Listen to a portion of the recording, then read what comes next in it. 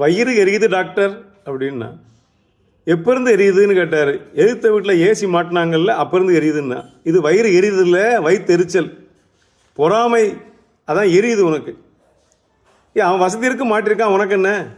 நீ இருந்தால் உனக்கு மாட்டிக்கோ, உன்னைய வேண்டாம்னு சொன்னாங்களா? இந்த பொறாமை இருக்குது பாருங்க. இந்தியர்களுக்குன்னு ஸ்பெஷலாக ஒரு பொறாமை உண்டா. அவனிடம் இருப்பது என்னிடம் இல்லையே என்று பொறாமைப்பட்டால் இயல்பு, எல்லாருக்கும் வரலாம். எதிர்த்த வீட்டில் கார் இருக்குது, என்கிட்ட இல்லைன்னு பொறாமைப்பட்டால் பரவாயில்ல. என்னிடம் இருப்பது அவனிடம் இருக்கிறதே, அதுதான் பொறாமையோட உச்சக்கட்டம். இந்திய பொறாமை அப்படித்தான். நான் தான் ஐஃபோன் வச்சுருக்கேன், அவன் எதுக்கு வாங்கியிருக்கான்? நான் புதுசாக வீடு கட்டிருக்கேன், அவன் எதுக்கு கட்டுறான்? நான் கார் வாங்கியிருக்கேன், அவன் எதுக்கு இப்படி கார் வாங்குறான் என்று பொறாமைப்படுறோம் பாருங்க. இதுதான் உச்சக்கட்டம்.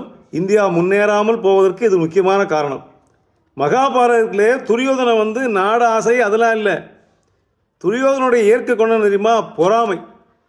துரியோதனன் ஒரு பொறாமக்காரன். பக்கத்தில் இருக்க நல்லா இருந்தால் இவனுக்கு பொறுக்காது. சித்தப்பா பிள்ளைகள் நல்லா இருக்காங்களேன்னு பொறாமப்பட்டான் பாருங்க. அதுதான் இத்தனையும் விளைவு.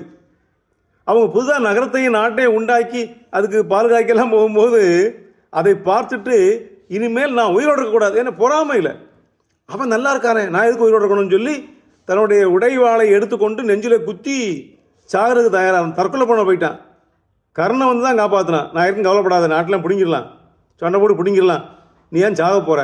பொறாமையால் தற்கொலை செய்ய முயன்றவன் தான் துரியோதனன். ஆகையினாலே இந்த பொறாமை குணம் ஒன்று அடுத்தவனை அழிக்கும், இல்லை தன்னையே அழிச்சிடும். அவ்வளவு பெரிய இந்த பொறாமை குணத்தை விட்டு ஒழித்துட்டா எல்லாரும் நல்லா இருக்கலாம்.